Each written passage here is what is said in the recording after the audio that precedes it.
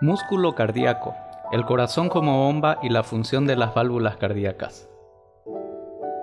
Con este capítulo comenzamos el análisis del corazón y del aparato circulatorio. El corazón, que se muestra en la figura 9.1, está formado realmente por dos bombas separadas. Un corazón derecho que bombea sangre hacia los pulmones y un corazón izquierdo que bombea sangre a través de la circulación sistémica que aporta flujo sanguíneo a los demás órganos y tejidos del cuerpo. A su vez, cada uno de estos corazones es una bomba bicameral pulsátil formada por una aurícula y un ventrículo. Cada una de las aurículas es una bomba débil de cebado del ventrículo, que contribuye a transportar sangre hacia el ventrículo correspondiente. Los ventrículos después aportan la principal fuerza de bombeo que impulsa la sangre, uno hacia la circulación pulmonar por el ventrículo derecho o dos hacia la circulación sistémica por el ventrículo izquierdo. Fisiología del músculo cardíaco. El corazón está formado por tres tipos principales de músculo cardíaco: músculo auricular, músculo ventricular y fibras musculares especializadas de excitación y de conducción. El músculo auricular y ventricular se contrae de manera muy similar al músculo esquelético, excepto porque la duración de la contracción es mucho mayor. No obstante, las fibras especializadas de excitación y de conducción del corazón se contraen solo débilmente porque contienen pocas fibrillas contráctiles. En cambio, presentan descargas eléctricas rítmicas automáticas en forma de potenciales de acción o conducción de los potenciales de acción por todo el corazón, formando así un sistema excitador que controla el latido rítmico cardíaco. Anatomía fisiológica del músculo cardíaco. La figura 9.2 muestra la histología del músculo cardíaco, que presenta las fibras musculares cardíacas dispuestas en un retículo, de modo que las fibras se dividen, se vuelven a combinar y se separan de nuevo. Cabe observar que el músculo cardíaco es estriado, igual que el músculo esquelético. Además, el músculo cardíaco tiene las miofibrillas típicas que contienen filamentos de actina y de miosina casi idénticos a los que se encuentran en el músculo esquelético. Estos filamentos están unos al lado de otros y se deslizan durante la contracción de la misma manera que ocurre en el músculo esquelético. Vea el capítulo 6. Sin embargo, en otros aspectos el músculo cardíaco es bastante diferente del músculo esquelético, como se verá. El músculo cardíaco es un sinsitio. Las zonas oscuras que atraviesan las fibras musculares cardíacas de la figura 9.2 se denominan discos intercalados. Realmente son membranas celulares que separan las células musculares cardíacas individuales entre sí. Es decir, las fibras musculares cardíacas están formadas por muchas células individuales conectadas entre sí en serie y en paralelo. En cada uno de los discos intercalados, las membranas celulares se fusionan entre sí para formar uniones comunicantes, en hendidura, permeables que permiten una rápida difusión. Por tanto, desde un punto de vista funcional, los iones se mueven con facilidad en el líquido intracelular a lo largo del eje longitudinal de las fibras musculares cardíacas, de modo que los potenciales de acción viajan fácilmente desde una célula muscular cardíaca a la siguiente, a través de los discos intercalados. Por tanto, el músculo cardíaco es un sinsitio de muchas células musculares cardíacas en el que las células están tan interconectadas entre sí que cuando una célula se excita, el potencial de acción se propaga rápidamente a todas. El corazón realmente está formado por dos sinsitios: el sinsitio auricular, que forman las paredes de las dos aurículas, y el sinsitio ventricular, que forman las paredes de los dos ventrículos. Las aurículas están separadas de los ventrículos por tejido fibroso que rodea las aberturas de las válvulas auriculoventriculares, entre las aurículas y los ventrículos. Normalmente los potenciales no se conducen desde el sinsitio auricular hacia el sinsitio ventricular directamente a través de este tejido fibroso.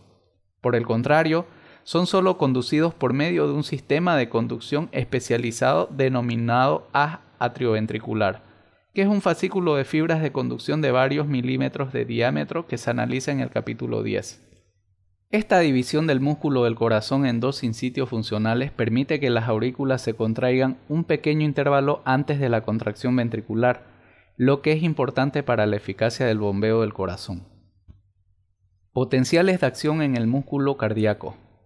El potencial de acción que se registra en una fibra muscular ventricular que se muestra en la figura 9.3 es en promedio de aproximadamente 105 milivoltios, lo que significa que el potencial intracelular aumenta desde un valor muy negativo de aproximadamente menos 85 milivoltios entre los latidos hasta un valor ligeramente positivo de aproximadamente más 20 milivoltios durante cada latido.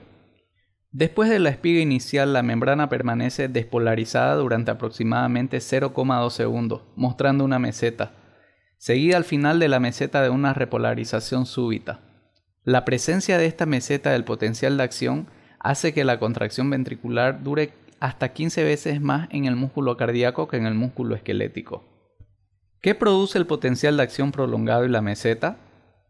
¿Por qué el potencial de acción del músculo cardíaco es tan prolongado y tiene una meseta, mientras que del músculo esquelético no la tiene?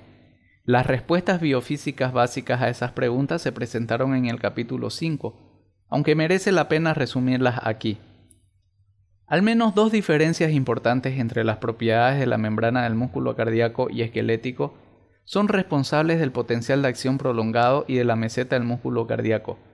Primero, el potencial de acción del músculo esquelético está producido casi por completo por la apertura súbita de grandes números de canales rápidos de sodio que permiten que grandes cantidades de iones sodio entren a la fibra muscular esquelética desde el líquido extracelular. A estos canales se les denomina canales rápidos, porque permanecen abiertos solo algunas milésimas de segundo y después se cierran súbitamente. Al final de este cierre se produce la repolarización y el potencial de acción ha terminado en otra milésima de segundo aproximadamente. En el músculo cardíaco, el potencial de acción está producido por la apertura de dos tipos de canales. 1. Los mismos canales rápidos de sodio activados por el voltaje que en el músculo esquelético. Y 2. Otra población totalmente distinta de canales de calcio de tipo L, o sea, canales lentos de calcio, que también se denominan canales de calcio-sodio. Esta segunda población de canales difiere de los canales rápidos de sodio en que se abren con mayor lentitud y, lo que es incluso más importante, permanecen abiertos durante varias décimas de segundo. Durante este tiempo fluye una gran cantidad de iones, tanto calcio como sodio, a través de estos canales hacia el interior de la fibra muscular cardíaca. Y esta actividad mantiene un periodo prolongado de despolarización, dando lugar a la meseta del potencial de acción. Además, los iones calcio que entran durante esta fase de meseta activan el proceso contráctil del músculo, mientras que los iones calcios que producen la contracción del músculo esquelético proceden del retículo sarcoplásmico intracelular. La segunda diferencia funcional importante entre el músculo cardíaco y el músculo esquelético, que ayuda a explicar tanto el potencial de acción prolongado como su meseta, es la siguiente. Inmediatamente después del inicio del potencial de acción, la permeabilidad de la membrana del músculo cardíaco a los iones potasio disminuye aproximadamente 5 veces, un efecto que no aparece en el músculo esquelético. Esta disminución de la permeabilidad al potasio se puede deber al exceso de flujo de entrada de calcio a través de los canales de calcio que se acaba de señalar. Independientemente de la causa, la disminución de la permeabilidad al potasio reduce mucho el flujo de salida de iones potasios de carga positiva durante la meseta del potencial de acción y, por tanto, impide el regreso rápido del voltaje del potencial de acción a su nivel de reposo. Cuando los canales lentos de calcio-sodio se cierran después de 0,2 a 0,3 segundos y se interrumpe el flujo de entrada de iones calcio y sodio, también aumenta rápidamente la permeabilidad de la membrana a los iones potasio. Esta rápida pérdida de potasio desde la fibra inmediatamente devuelve el potencial de membrana a su nivel de reposo, finalizando de esta manera el potencial de acción. Resumen de las fases del potencial de acción del músculo cardíaco. La figura 9.4 resume las fases del potencial de acción en el músculo cardíaco y el flujo de iones que tiene lugar durante cada fase. Fase 0. Despolarización. Los canales de sodio rápido se abren. Cuando la célula cardíaca es estimulada y se despolariza, el potencial de membrana se hace más positivo. Los canales de sodio activados por el voltaje, canales de sodio rápidos, se abren y permiten que el sodio circule rápidamente hacia el interior de la célula y la despolarice. El potencial de membrana alcanza más 20 milivoltios, aproximadamente antes de que los canales de sodio se cierren. Fase 1. Repolarización inicial. Los canales de sodio rápido se cierran. Los canales de sodio se cierran, la célula empieza a repolarizarse y los iones potasio salen de la célula a través de los canales de potasio. Fase 2. Meseta. Los canales de calcio se abren y los canales de potasio rápido se cierran. Tiene un lugar una breve repolarización inicial y el potencial de acción alcanza una meseta como consecuencia de 1. Una mayor permeabilidad a los iones calcio y 2. La disminución de la permeabilidad a los iones potasio. Los canales de calcio activados por el voltaje se abren lentamente durante las fases 1 y 0 y el calcio entra en la célula. Después, los canales de potasio se cierran y la combinación de una reducción en la salida de iones potasio y un aumento de la entrada de iones calcio lleva a que el potencial de acción alcance una meseta. Fase 3. Repolarización rápida. Los canales de calcio se cierran y los canales de potasio lento se abren. El cierre de los canales iónicos de calcio y el aumento de la permeabilidad a los iones potasio, que permiten que los iones potasio salgan rápidamente de la célula, pone fin a la meseta y devuelve el potencial de membrana de la célula a su nivel de reposo. Fase 4. Potencial de membrana de reposo con valor medio aproximado de menos 90 milivoltios. Velocidad de la conducción de las señales en el músculo cardíaco. La velocidad de la conducción de la señal del potencial de acción excitador a lo largo de las fibras musculares auriculares y ventriculares es de unos 0,3 a 0,5 metros por segundo, o aproximadamente 1 sobre 250 de la velocidad en las fibras nerviosas grandes y en torno a 1 sobre 10 de la velocidad en las fibras musculares esqueléticas. La velocidad de conducción en el sistema especializado de conducción del corazón, en las fibras de Purkinje, es de hasta 4 metros por segundo en la mayoría de las partes del sistema, lo que permite una conducción razonablemente rápida de la señal excitadora hacia las diferentes partes del corazón, como se explica en el capítulo 10. Periodo refractario del músculo cardíaco. El músculo cardíaco, al igual que todos los tejidos excitables, es refractario a la reestimulación durante el potencial de acción. Por tanto, el periodo refractario del corazón es el intervalo de tiempo, como se muestra en la parte izquierda de la figura 9.5, durante el cual un impulso cardíaco normal no puede reexcitar una zona ya excitada de músculo cardíaco. El periodo refractario normal del ventrículo es de 0,25 a 0,30 segundos, que es aproximadamente la duración del potencial de acción en meseta prolongado. Hay un periodo refractario relativo adicional de aproximadamente 0,05 segundos, durante el cual es más difícil de lo normal excitar el músculo, pero, sin embargo, se puede excitar con una señal excitadora muy intensa, como se demuestra por la contracción prematura temprana del segundo ejemplo de la figura 9.5. El periodo refractario del músculo auricular es mucho más corto que el de los ventrículos, aproximadamente 0,5 segundos para las aurículas en comparación con 0,25 a 0,30 segundos para los ventrículos. Acoplamiento, excitación, contracción. Función de los iones calcio y de los túbulos transversos. El término acoplamiento, excitación, contracción se refiere al mecanismo mediante el cual el potencial de acción hace que las miofibrillas del músculo se contraigan. Este mecanismo se analizó para el músculo esquelético en el capítulo 7.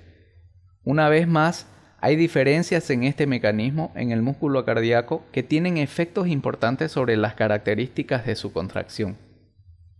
Al igual que en el músculo esquelético, cuando un potencial de acción pasa sobre la membrana del músculo cardíaco, el potencial de acción se propaga hacia el interior de la fibra muscular cardíaca a lo largo de las membranas de los túbulos transversos. Los potenciales de acción de los túbulos T, a su vez, actúan sobre las membranas de los túbulos sarcoplásmicos longitudinales para producir la liberación de iones calcio hacia el sarcoplasma muscular desde el retículo sarcoplásmico. En algunas milésimas de segundos más, estos iones calcio difunden hacia las miofibrillas y catalizan las reacciones químicas que favorecen el deslizamiento de los filamentos de actina y de miosina entre sí, lo que da lugar a la contracción muscular. Hasta ahora, este mecanismo de acoplamiento excitación-contracción es el mismo que el del músculo esquelético, aunque hay un segundo efecto que es bastante diferente. Además de los iones calcio que se liberan hacia el sarcoplasma desde la cisterna del retículo sarcoplásmico, también difunden una gran cantidad de iones calcio adicionales hacia el sarcoplasma desde los propios túbulos T en el momento del potencial de acción, que abre los canales de calcio dependientes del voltaje a la membrana del túbulo T. Figura 9.6. El calcio que entra en la célula activa después los canales de liberación de calcio, también denominados canales de receptor de rianodina, en la membrana del retículo sarcoplásmico, para activar la liberación de calcio en el sarcoplasma. Los iones calcio en el sarcoplasma interaccionan después con la troponina para iniciar la formación y contracción de puente transversal mediante el mismo mecanismo básico que se ha descrito para el músculo esquelético en el capítulo 6. Sin el calcio procedente de los túbulos T, la fuerza de la contracción del músculo cardíaco se reduciría de manera considerable porque el retículo sarcoplásmico del músculo cardíaco está peor desarrollado que el del músculo esquelético y no almacena suficiente calcio para generar una contracción completa. No obstante, los túbulos T del músculo cardíaco tienen un diámetro 5 veces mayor que los túbulos del músculo esquelético, lo que significa un volumen 25 veces mayor. Además, en el interior de los túbulos T hay una gran cantidad de mucopolisacáridos que tienen carga negativa y que se unen a una abundante reserva de iones calcio, manteniéndolos disponibles para su difusión hacia el interior de la fibra muscular cardíaca cuando aparece un potencial de acción en el túbulo T. La fuerza de la contracción del músculo cardíaco depende en gran medida de la concentración de iones calcio en los líquidos extracelulares. De hecho, un corazón situado en una solución sin calcio dejará rápidamente latir. La razón de esta respuesta es que las aberturas de los túbulos T atraviesan directamente la membrana de la célula muscular cardíaca hacia los espacios extracelulares que rodean la célula, lo que permite que el mismo líquido extracelular que está en el intersticio del músculo cardíaco se introduzca en los túbulos T. En consecuencia, la cantidad de iones calcio en el sistema de túbulos T, es decir, la disponibilidad de iones calcio para producir la contracción del músculo cardíaco, depende en gran medida de la concentración de iones calcio en el líquido extracelular. En cambio, la fuerza de la contracción del músculo esquelético apenas se ve afectada por cambios moderados de la concentración de calcio en el líquido extracelular, porque la contracción del músculo esquelético está producida casi por completo por los iones calcio que son liberados por el retículo sarcoplásmico del interior de la propia fibra muscular esquelética. Al final de la meseta del potencial de acción cardíaco se interrumpe súbitamente el flujo de entrada de iones calcio hacia el interior de la fibra muscular y los iones calcio del sarcoplasma se bombean rápidamente hacia el exterior de las fibras musculares, hacia el retículo sarcoplásmico, ya sea el espacio de los túbulos T líquido extracelular. El transporte de calcio de nuevo al retículo sarcoplásmico se consigue con la ayuda de una bomba de calcio adenosina trifosfatasa o ATPasa. Los iones calcio se eliminan también de la célula mediante un intercambiador de sodio-calcio. El sodio que entra en la célula durante este intercambio se transporta después fuera de la célula por acción de la bomba de sodio-potasio ATPasa. En consecuencia, se interrumpe la contracción hasta que llega un nuevo potencial de acción. Duración de la contracción. El músculo cardíaco comienza a contraerse algunos milisegundos después de la llegada del potencial de acción y sigue contrayéndose hasta algunos milisegundos después de que finalice. Por tanto, la duración de la contracción del músculo cardíaco depende principalmente de la duración del potencial de acción, incluyendo la meseta, aproximadamente 0,2 segundos en el músculo auricular y 0,3 segundos en el músculo ventricular. Ciclo cardíaco. Los fenómenos cardíacos que se producen desde el comienzo de un latido cardíaco hasta el comienzo del siguiente se denominan ciclo cardíaco. Cada ciclo es iniciado por la generación espontánea de un potencial de acción en el nódulo sinusal, como se explica en el capítulo 10. Este nódulo está localizado en la pared superolateral de la aurícula derecha, cerca del orificio de la vena cava superior. y el potencial de acción viaja desde aquí rápidamente por ambas aurículas y después a través del haz atrioventricular hacia los ventrículos. Debido a esta disposición especial del sistema de conducción desde las aurículas hacia los ventrículos, hay un retraso de más de 0,1 segundo durante el paso del impulso cardíaco desde las aurículas a los ventrículos. Esto permite que las aurículas se contraigan antes de la contracción ventricular, bombeando de esta manera sangre hacia los ventrículos antes de que comience la intensa contracción ventricular. Por tanto, las aurículas actúan como bombas de cebado para los ventrículos y los ventrículos a su vez proporcionan la principal fuente de potencia para mover la sangre a través del sistema vascular del cuerpo. Diástole y sístole. El ciclo cardíaco está formado por un periodo de relajación que se denomina diástole, seguido de un periodo de contracción denominado sístole. La duración del ciclo cardíaco total, incluida la sístole y la diástole, es el valor inverso de la frecuencia cardíaca. Por ejemplo, si la frecuencia cardíaca es de 72 latidos por minuto, la duración del ciclo cardíaco es de 1 sobre 72 latidos. Aproximadamente 0,0139 minutos por latido o 0,833 segundos por latido. La figura 9.7 muestra los diferentes acontecimientos que se producen durante el ciclo cardíaco para el lado izquierdo del corazón. Las tres curvas superiores muestran los cambios de presión en la aorta, en el ventrículo izquierdo y en la aurícula izquierda, respectivamente. La cuarta curva representa los cambios del volumen ventricular izquierdo, la quinta el electrocardiograma y la sexta un fonocardiograma, que es un registro de los ruidos que produce el corazón, principalmente las válvulas cardíacas, durante su función de bombeo. Es especialmente importante que el lector estudie en detalle esta figura y que comprenda las causas de todos los acontecimientos que se muestran. El aumento de la frecuencia cardíaca reduce la duración del ciclo cardíaco. Cuando aumenta la frecuencia cardíaca, la duración de cada ciclo cardíaco disminuye, incluidas las fases de contracción y relajación. La duración del potencial de acción y el periodo de contracción, sístole, también decrece, aunque no en un porcentaje tan elevado como en la fase de relajación, diástole. Para una frecuencia cardíaca normal de 72 latidos por minuto, la sístole comprende aproximadamente 0,4 del ciclo cardíaco completo. Para una frecuencia cardíaca triple de lo normal, la sístole supone aproximadamente 0,65 del ciclo cardíaco completo. Esto significa que el corazón, que late a una frecuencia muy rápida, no permanece relajado el tiempo suficiente para permitir un llenado completo de las cámaras cardíacas antes de la siguiente contracción. Función de las aurículas como bombas de cebado para los ventrículos. La sangre normalmente fluye de forma continua desde las grandes venas hacia las aurículas. Aproximadamente el 80% de la sangre fluye directamente a través de las aurículas hacia los ventrículos incluso antes de que se contraigan las aurículas.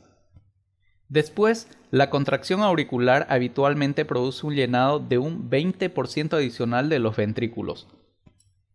Por tanto, las aurículas actúan como bombas de cebado que aumentan la eficacia del bombeo ventricular hasta un 20%.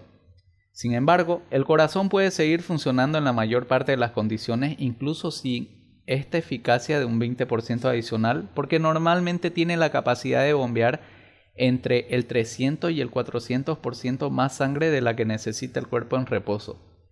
Por tanto, cuando las aurículas dejan de funcionar es poco probable que se observe esta diferencia, salvo que la persona haga un esfuerzo.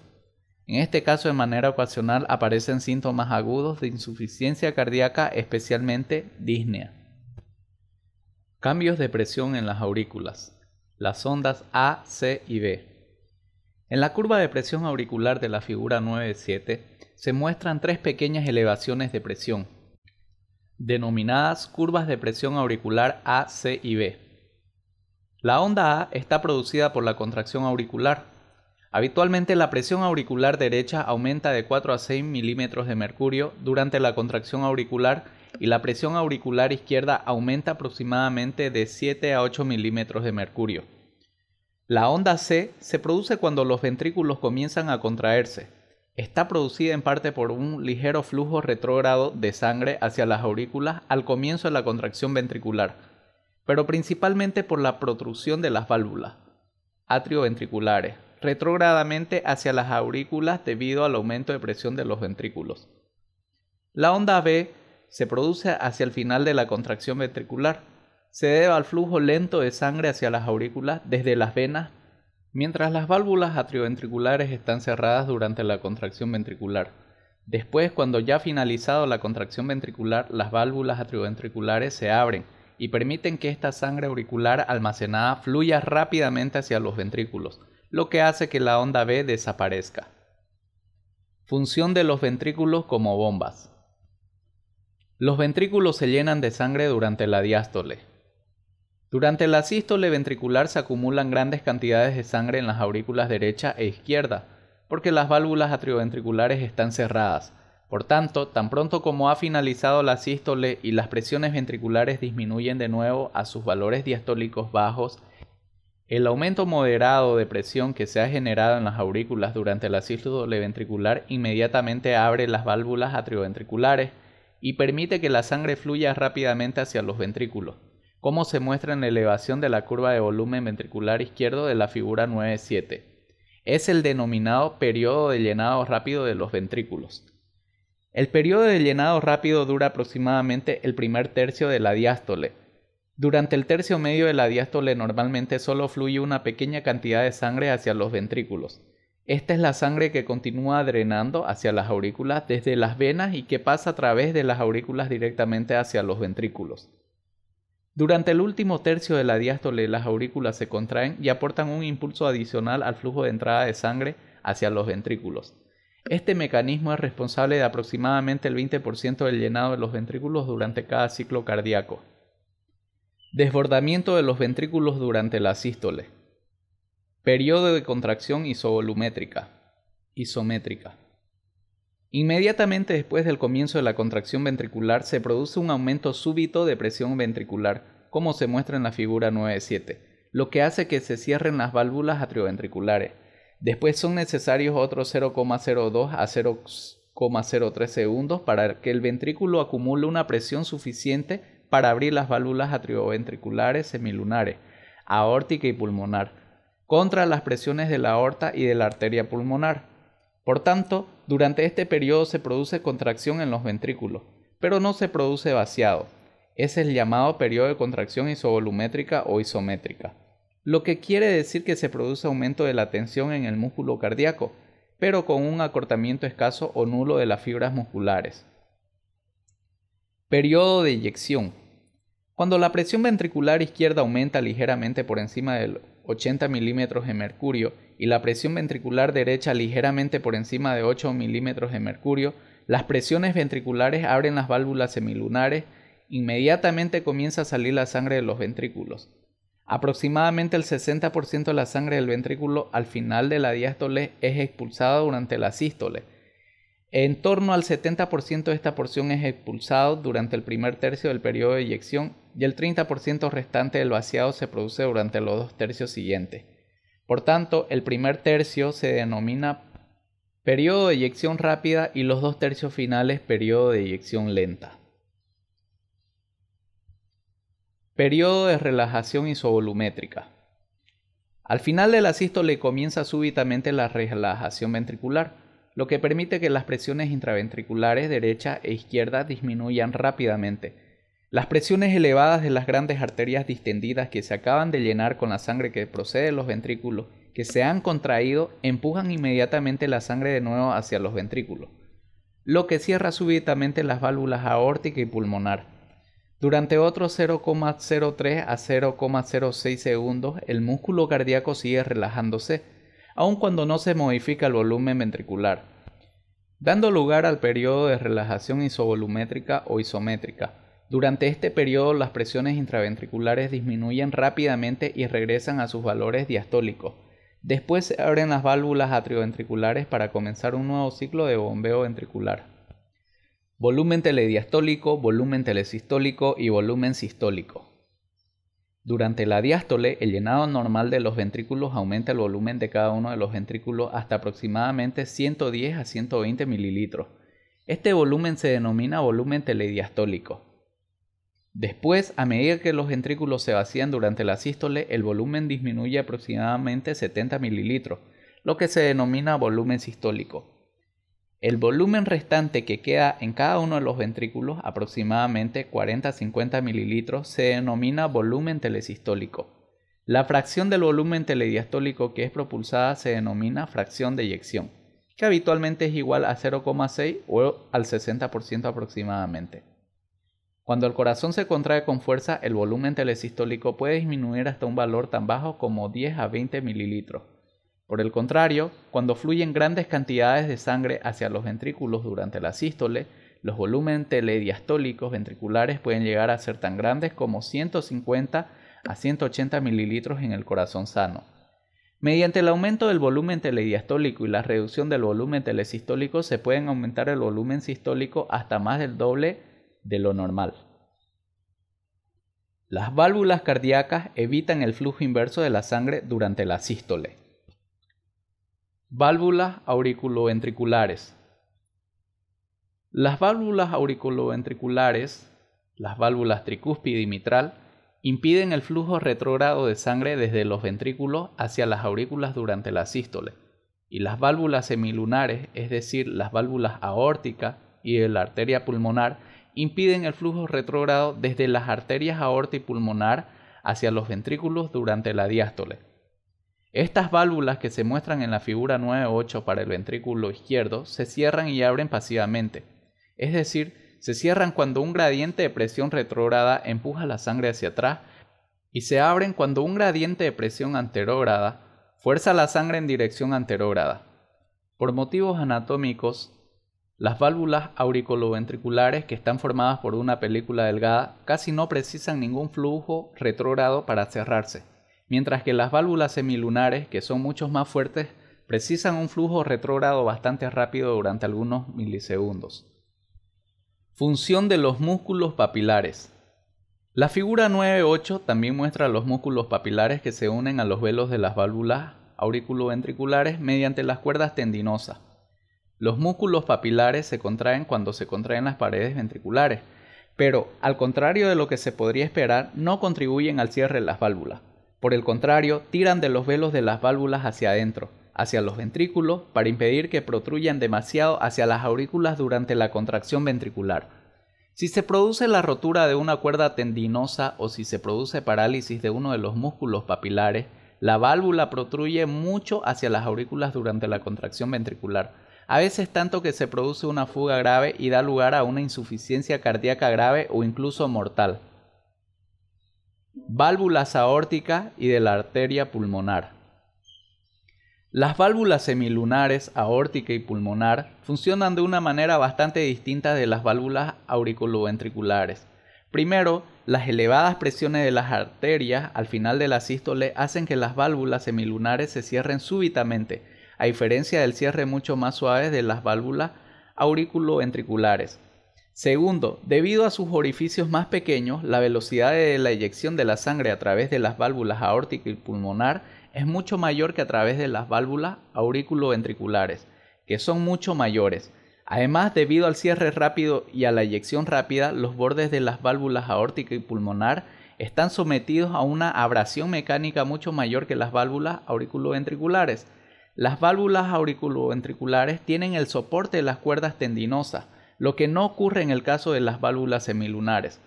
A partir de la anatomía de las válvulas aórtica y pulmonar, que se muestra para la válvula aórtica en la parte inferior de la figura 9.8, es evidente que deben estar situadas sobre una base de un tejido fibroso especialmente fuerte, pero muy flexible para soportar las tensiones físicas adicionales. Curva de presión aórtica.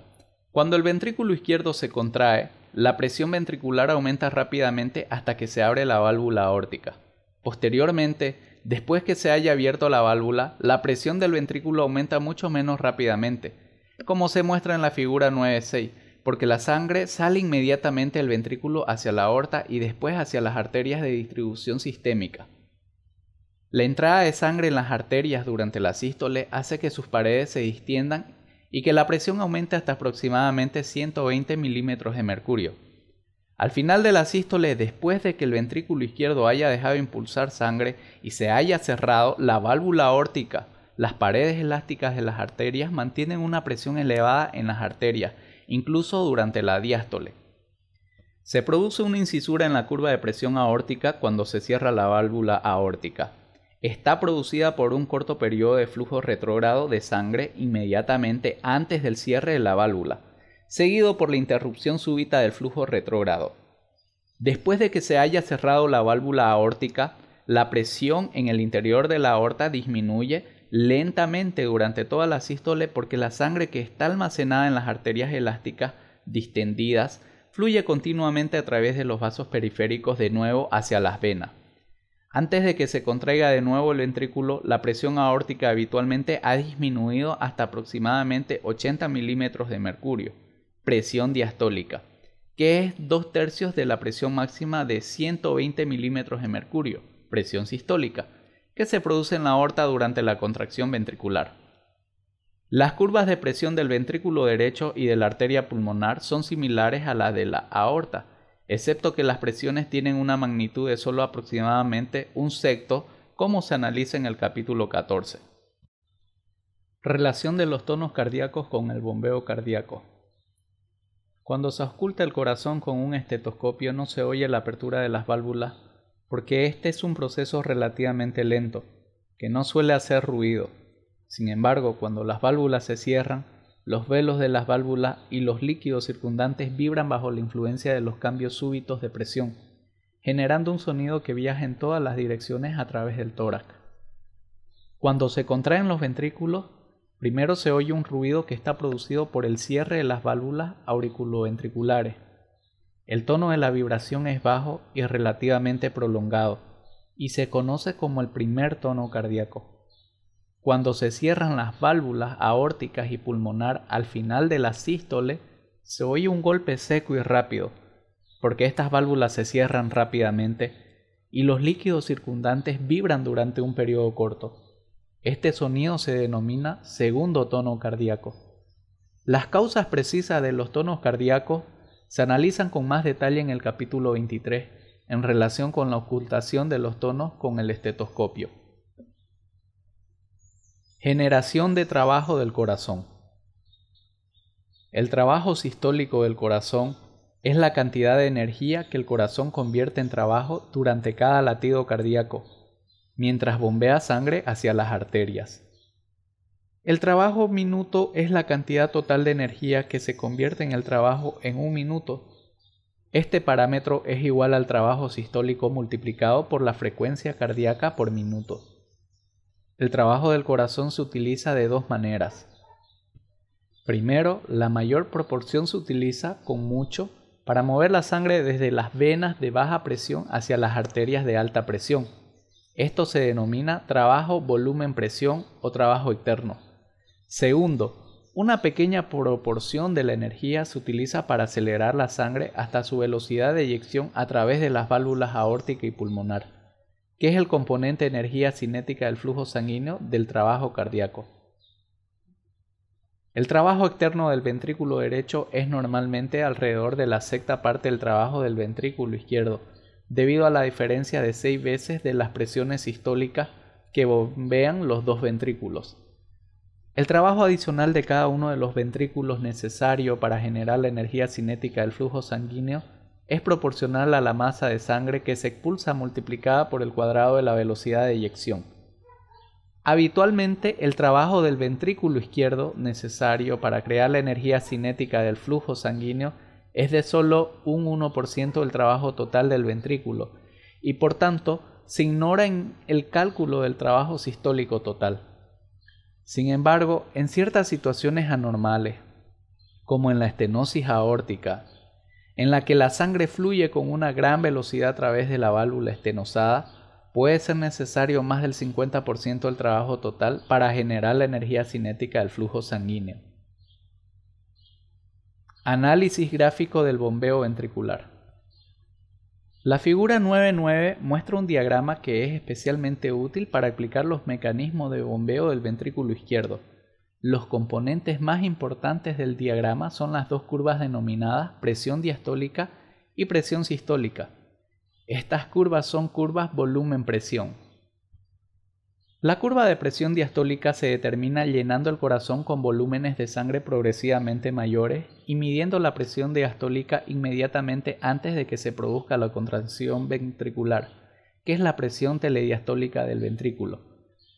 La curva de presión sistólica se determina registrando la presión sistólica que se alcanza durante la contracción ventricular a cada volumen de llenado, hasta que el volumen del ventrículo que no se está contrayendo no aumenta por encima de aproximadamente 150 ml. La presión diastólica no aumenta mucho. Por tanto, hasta este volumen la sangre puede fluir con facilidad hacia el ventrículo desde la aurícula. Por encima de 150 ml, la presión diastólica ventricular aumenta rápidamente, en parte porque el tejido fibroso del corazón ya no se puede distender más, y en parte porque el pericardio que rodea al corazón se ha llenado casi hasta su límite. Durante la contracción ventricular, la presión sistólica aumenta incluso a volúmenes ventriculares bajos y alcanza un máximo a un volumen ventricular de 150 a 170 ml. Después, a medida que sigue aumentando el volumen, la presión sistólica llega a disminuir en algunas situaciones, como se muestra por la disminución de la curva de presión sistólica de la figura 9.9. Porque a estos volúmenes elevados los filamentos de actina y de miosina de las fibras musculares cardíacas están tan separados que la fuerza de la contracción de cada una de las fibras cardíacas se hace menos óptima. Obsérvese especialmente en la figura que la presión sistólica máxima del ventrículo izquierdo normal está entre 250 y 300 milímetros de mercurio. Aunque esto varía mucho con la fuerza del corazón de cada persona, y con el grado de la estimulación del corazón por los nervios cardíacos. Para el ventrículo derecho normal la presión sistólica máxima está entre 60 y 80 milímetros de mercurio. Diagrama volumen-presión durante el ciclo cardíaco. Trabajo cardíaco. Las líneas rojas de la figura 9.9 forman un bucle denominado diagrama volumen-presión del ciclo cardíaco para la función normal del ventrículo izquierdo. En la figura 9.10 se muestra una versión más detallada de este bucle. Está dividido en 4 fases. Fase 1. Periodo de llenado. La fase 1 del diagrama volumen-presión comienza a un volumen ventricular de aproximadamente 50 ml y a una presión diastólica próxima a 2 a 3 milímetros de mercurio. La cantidad de sangre que queda en el ventrículo después del latido previo, 50 ml, se denomina volumen telesistólico.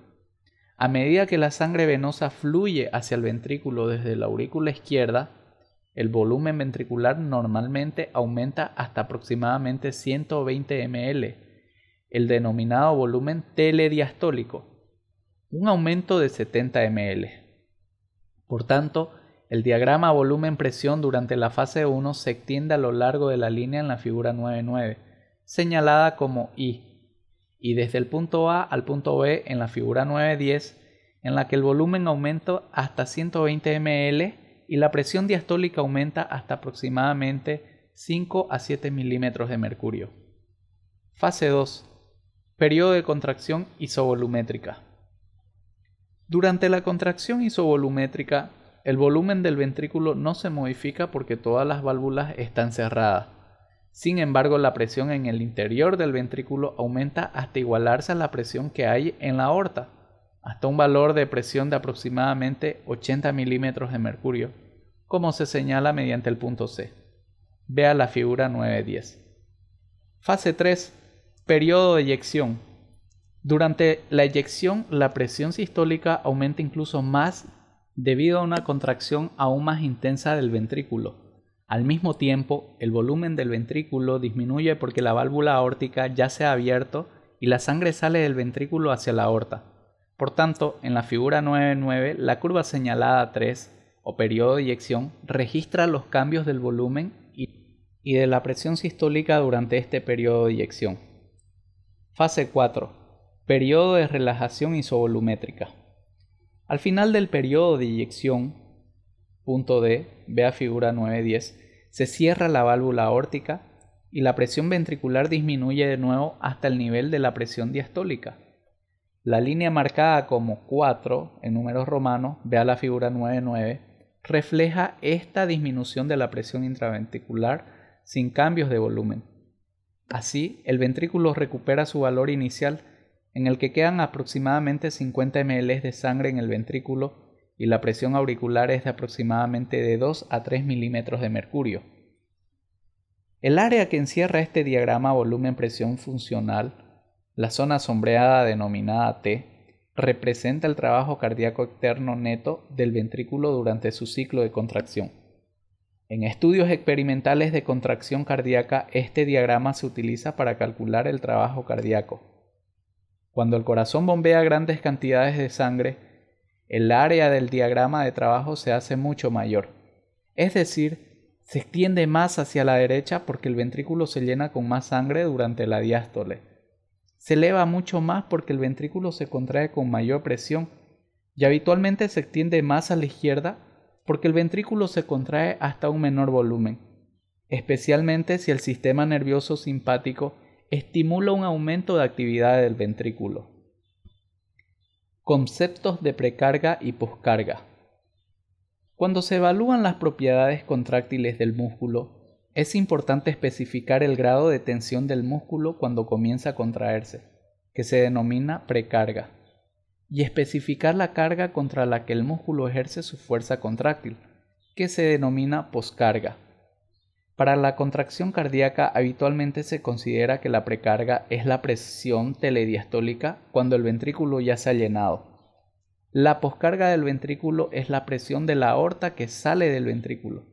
En la figura 9.9 este valor corresponde a la presión sistólica que describe la curva de fase 3 del diagrama volumen-presión. A veces se considera de manera aproximada que la poscarga es la resistencia a la circulación en lugar de su presión. La importancia de los conceptos de precarga y poscarga es que en muchos estados funcionales anormales del corazón o de la circulación, la presión durante el llenado del ventrículo, la precarga, la presión arterial contra la que se debe contraer el ventrículo, la poscarga, o ambas están alteradas con respecto a su situación normal en un grado importante. Energía química necesaria para la contracción cardíaca. La utilización de oxígeno por el corazón.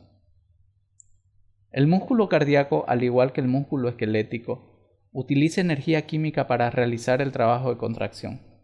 Aproximadamente el 70 al 90% de esta energía procede normalmente del metabolismo oxidativo de los ácidos grasos, donde el 10 al 30% aproximadamente procede de otros nutrientes, especialmente el lactato y glucosa.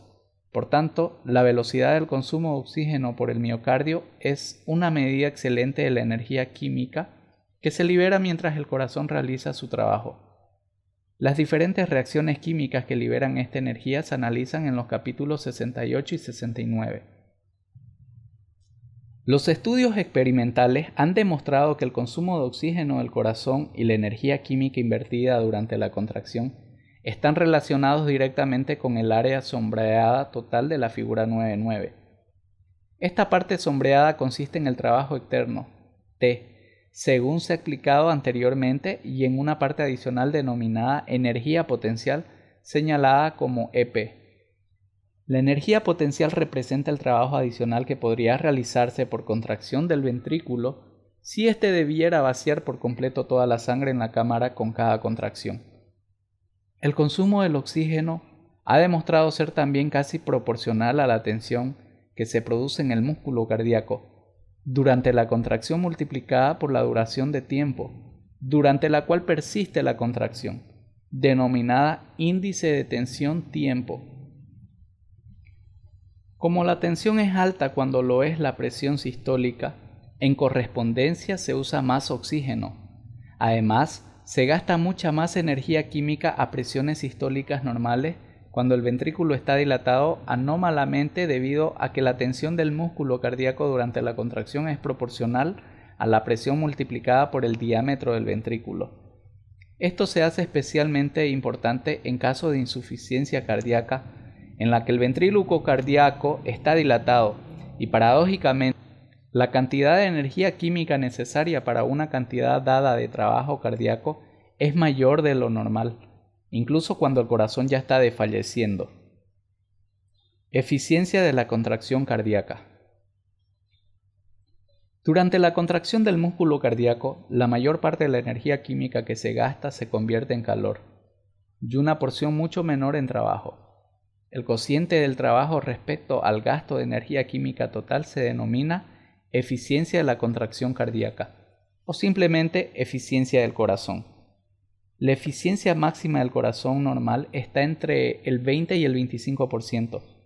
En personas con insuficiencia cardíaca este valor puede disminuir hasta el 5 y 10%. Regulación del bombeo cardíaco. Cuando una persona está en reposo, el corazón solo bombea de 4 a 6 litros de sangre cada minuto. Durante el ejercicio intenso puede ser necesario que el corazón bombee de 4 a 7 veces esa cantidad. Los mecanismos básicos mediante los que se regula el volumen que bombea el corazón son: 1. Regulación cardíaca intrínseca del bombeo en respuesta a los cambios del volumen de la sangre que fluye hacia el corazón. Y 2. Control de la frecuencia cardíaca y del bombeo cardíaco por el sistema nervioso autónomo. Regulación intrínseca del bombeo cardíaco. El mecanismo de Frank Starling.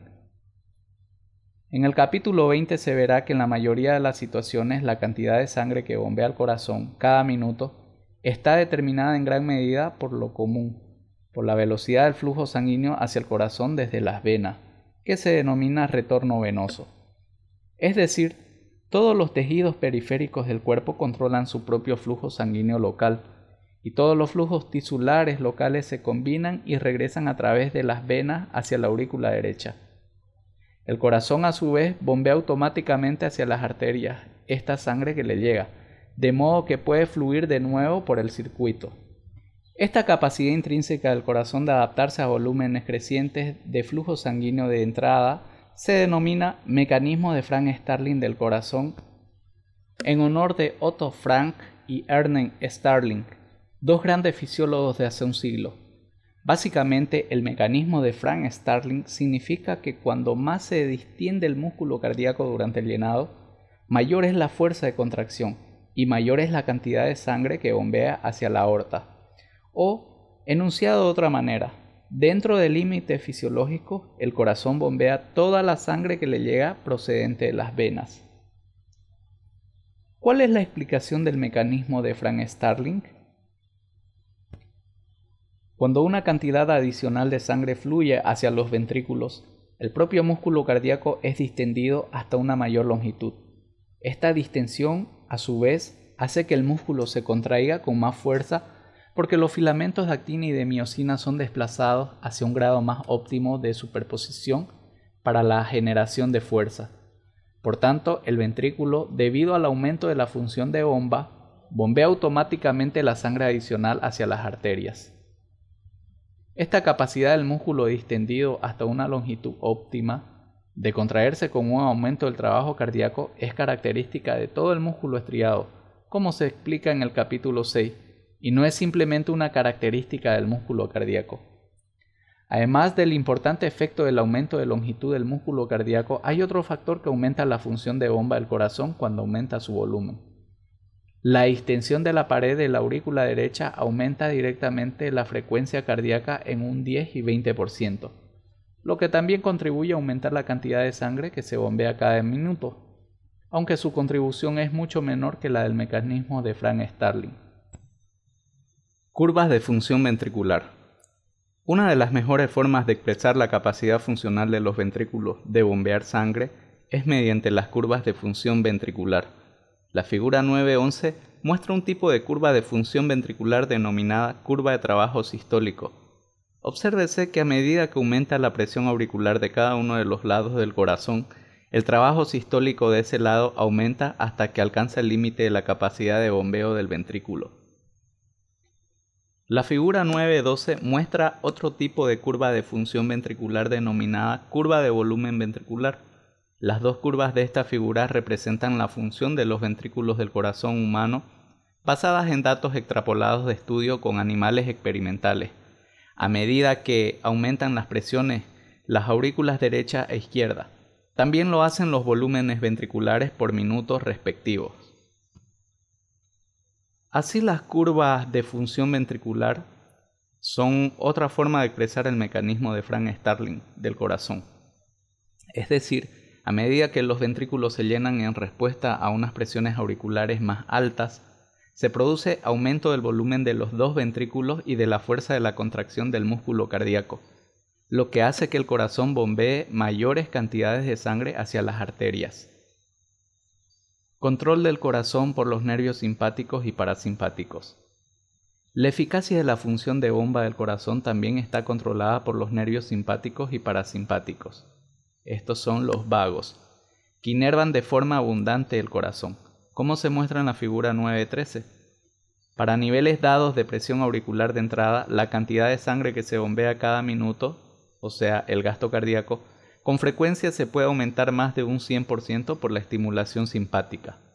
Por el contrario, el gasto se puede disminuir hasta un valor tan bajo como 0 o casi 0 por la estimulación vagal. Esta es la parasimpática. Mecanismos de excitación del corazón por los nervios simpáticos. La estimulación simpática intensa puede aumentar la frecuencia cardíaca en seres humanos adultos jóvenes desde la frecuencia normal de 70 latidos por minuto hasta 180 o 200, y raras veces incluso 250 latidos por minuto.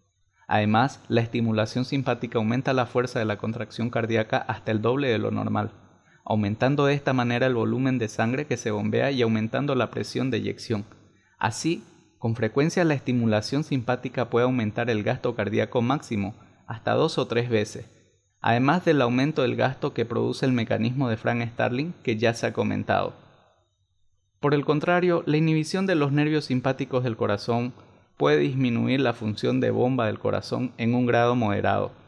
En condiciones normales, las fibras nerviosas simpáticas que llegan al corazón descargan continuamente a una frecuencia baja que mantiene el bombeo aproximadamente un 30%, por encima del que habría sin estimulación simpática.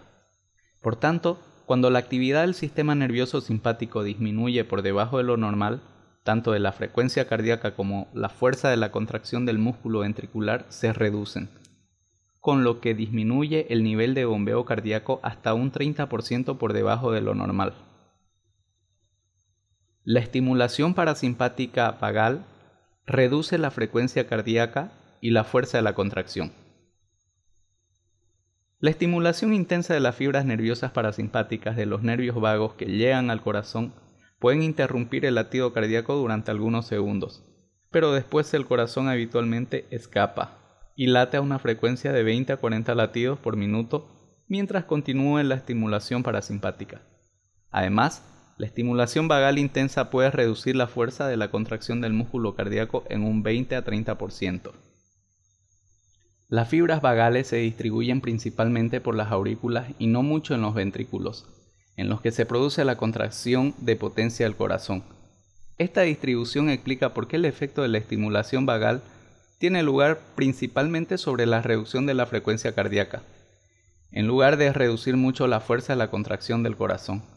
Sin embargo, la gran disminución de la frecuencia cardíaca, combinada con una ligera reducción de la fuerza de la contracción cardíaca, puede reducir el bombeo ventricular en un 50% o más. Efecto de la estimulación simpática y parasimpática sobre la curva de función cardíaca. La figura 9.14 muestra 4 curvas de función cardíaca. Estas curvas son similares a las curvas de la función ventricular de la figura 9.12. Sin embargo, representan la función de todo el corazón y no la de un único ventrículo. Muestran la relación entre la presión auricular derecha en la entrada del corazón y el gasto cardíaco procedente del ventrículo izquierdo hacia la aorta. Las curvas de la figura 9.14 muestran que a cualquier presión auricular derecha dada, el gasto cardíaco aumenta durante el aumento de la estimulación simpática y disminuye durante el aumento de la estimulación parasimpática. Estas modificaciones del gasto que se producen por la estimulación del sistema nervioso autónomo se deben tanto a modificaciones de la frecuencia cardíaca como a modificaciones de la fuerza contráctil del corazón. Efecto de los iones potasio y calcio sobre la función cardíaca. En el análisis de los potenciales de membrana del capítulo 5, se señaló que los iones potasio tienen un efecto marcado sobre los potenciales de membrana, y en el capítulo 6 que los iones calcio desempeñan una función especialmente importante en la activación del proceso contráctil del músculo. Por tanto, cabe esperar que la concentración de cada uno de estos dos iones en los líquidos extracelulares también tenga efecto destacado sobre la función de bomba del corazón.